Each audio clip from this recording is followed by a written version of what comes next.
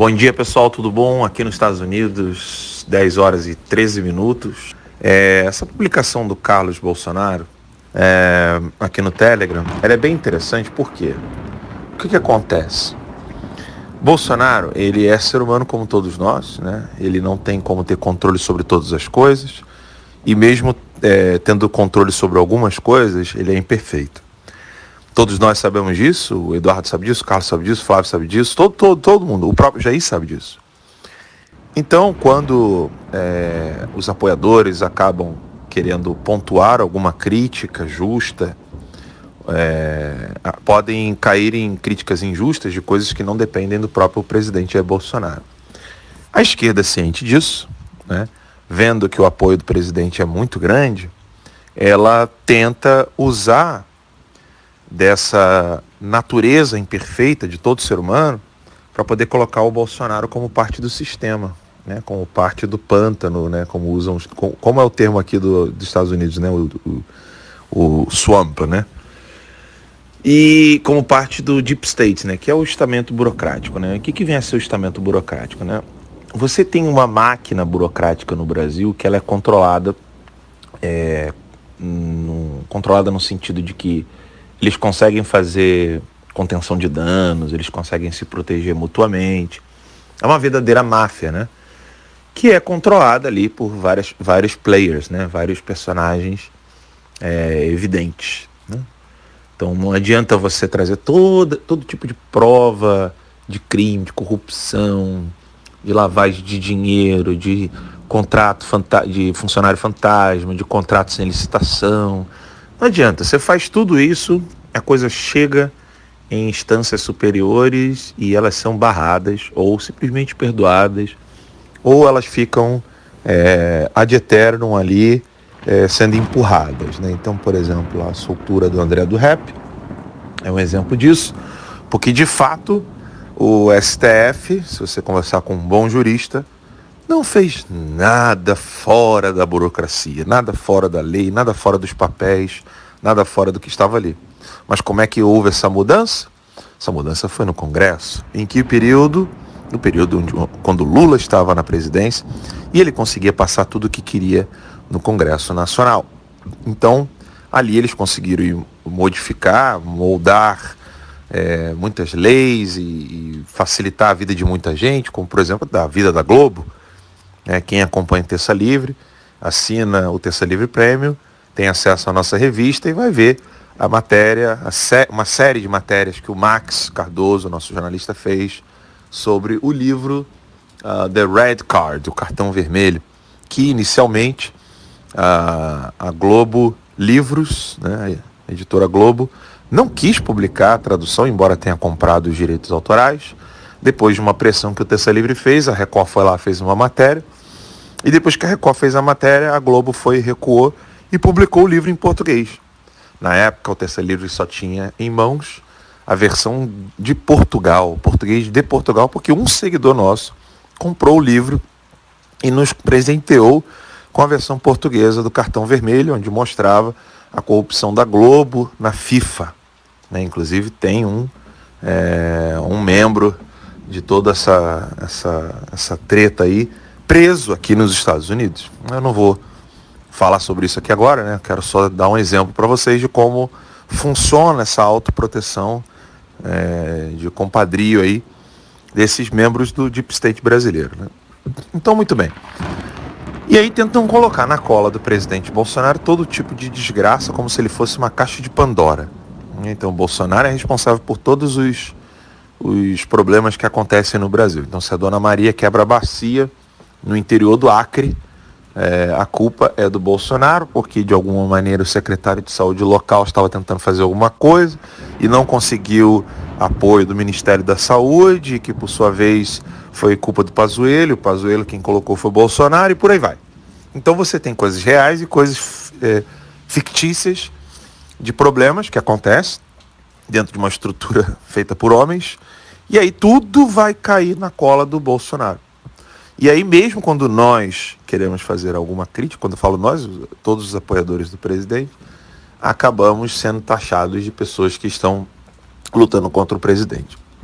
E aí você tem um grupelho né, MBL, vem pra rua, apoiadores do Moro, que vão dizer o seguinte: tá vendo, esse negócio de ficar apoiando o Bolsonaro em tudo, virou religião, eu não sou desse tipo de gente, eu sou independente, né? E aí acaba criando um ambiente psicológico nos apoiadores do presidente Bolsonaro, que se você criticar, você já é imediatamente inimigo, e se você não criticar, você é passador de pano. Então, tome muito cuidado mesmo, né, com todo tipo de informação que fica correndo na internet com relação ao presidente Bolsonaro, de que ele realmente não está fazendo um trabalho justo e honesto. E isso é algo que precisa ter muito cuidado mesmo, porque eles sabem que agora o caminho está meio que aberto para eles, né? Com a saída do Trump, eles sabem que muita coisa pode enfraquecer o Bolsonaro diante da opinião pública. Se dentro da nossa bolha existe algum tipo de discussão, de apoio ao presidente, olha, eu quero muito apoiar o Bolsonaro, eu apoio o presidente Bolsonaro, mas realmente não dá para tolerar, tipo, sei lá, cita qualquer nome aí de alguém, né, um fulano de tal na secretaria tal, um fulano de tal no Ministério X, né? Isso é absolutamente válido, e sem isso a gente nunca vai conseguir obter o que a gente obteve com a saída da Ilona Sabor, né? Vocês lembram disso? A gente nunca vai conseguir obter o que a gente conseguiu com a saída do Moro. Então os debates internos, eles precisam acontecer. Mas não confundam esse tipo de debate interno com um trabalho que seja de promoção, de quebra da imagem do Bolsonaro frente à opinião pública. O Bolsonaro foi engolido pelo sistema, né? O Bolsonaro já era, o Bolsonaro não dá mais. O Bolsonaro é um cara que prometeu rios e mundos e agora é fraco. Tome muito cuidado, porque realmente isso não condiz com a realidade, não condiz de modo algum. E é necessário prestar atenção nisso, né? E a gente precisa fazer urgente, para ontem, um mapeamento desses personagens que estão perseguindo o Bolsonaro de fora para dentro. Como assim ela de fora para dentro? Vocês lembram da Ilona Sabor, que saiu ali do gabinete do Moro, porque houve pressão dos próprios apoiadores, né? E o próprio Bolsonaro falou, assim não dá e tal, ela acabou saindo.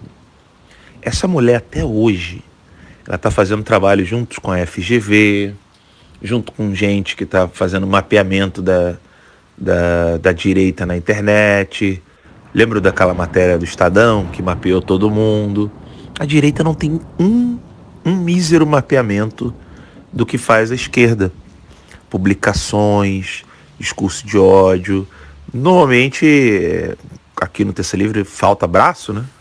Então, se eu pudesse, eu estaria fazendo só isso. Só isso. Não estaria fazendo nem notícia mais. Eu estaria fazendo só trabalho de mapeamento desses caras.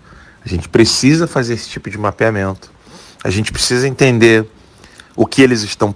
mas quando eu falo mapeamento, é mapeamento mesmo, profissional, né? Usando softwares, usando as redes sociais deles, mostrando o que eles divulgam de fake news e contabilizando isso, colocando depois isso num livro. Todo esse trabalho vai ser muito útil em 2022, porque eles estão fazendo esse tipo de trabalho. Tem apoiador do Ciro Gomes, tem apoiador da Marina, que está assim, comendo pelas beiradas, vindo devagar, trazendo a narrativa de que existe toda uma cadeia de informação conectada, linkada uma com a outra, para poder divulgar fake news e que isso vai acabar reelegendo o Bolsonaro, etc. Então, é o pedido que eu faço a vocês aqui, né?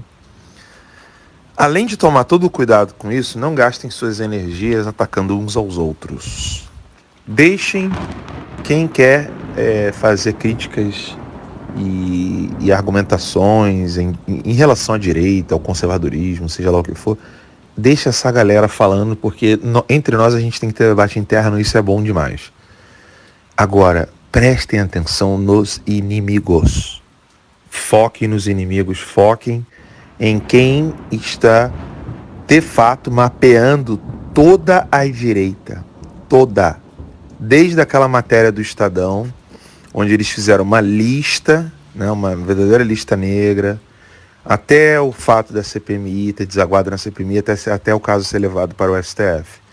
É necessário ter um trabalho de mapeamento de todos os jornalistas, a quantidade de mentira que eles falam, desmentir cada uma dessas narrativas, não em vídeo, mas em texto, documentando, publicando livros sobre isso. Nós somos um exército, gente. Terça Livre não pode fazer tudo, não tem como a gente fazer tudo. A gente tenta, a gente busca, nós temos nossas pesquisas internas, nós temos o nosso próprio sistema de defesa jurídico, que trabalha dia e noite, de madrugada, entendeu? Por isso que vocês não conseguem achar nenhuma matéria do Alan dos Santos ou Canal Terça Livre perdeu a ação na justiça por causa disso. Não tem. Não tem, porque além da gente não perder, a gente ainda está botando no rabo deles. Essa é a verdade, entendeu?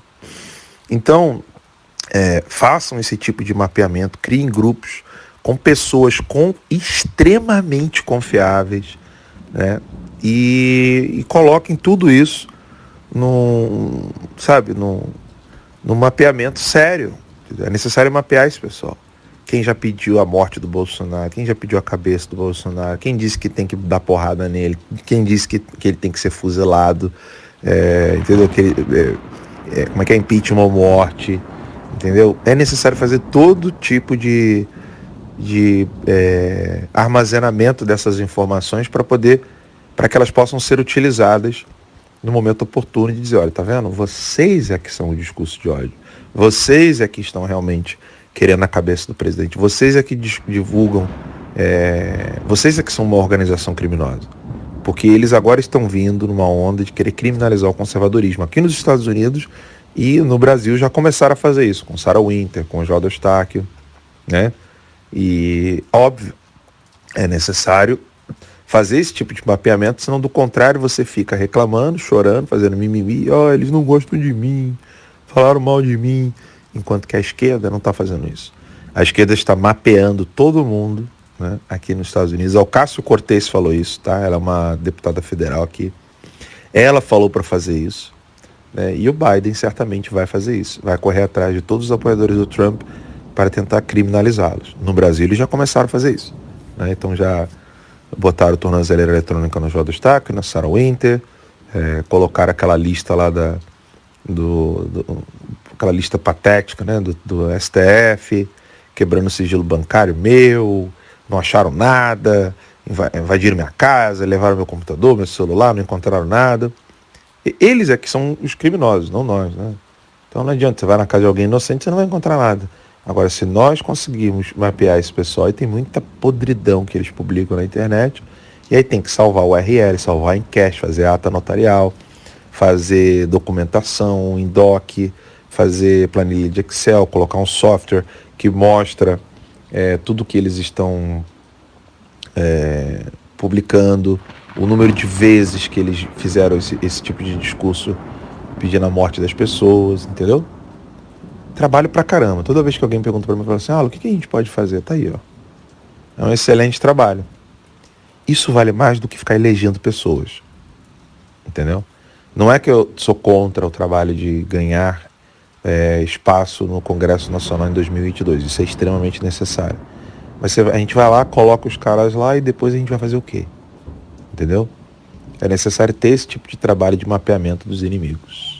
Na verdade, não era nem para eu estar falando isso aqui, mas é que a gente não tem braço, a direita não é organizada, a gente não tem nada. Então, ou vocês fazem isso, ou depois não adianta a gente ficar reclamando. Os nossos inimigos sabem operar como em guerra. Eles mapeiam o terreno, eles mapeiam as pessoas, mapeiam os comportamentos, as publicações, e nós ainda não fazemos nada disso. É necessário termos isso como carta na manga, para ser utilizado daqui até 2022. E não pensem que está longe não, tá? É ano que vem já. Janeiro do ano que vem já começa a campanha. Um aninho, passa rápido, tá?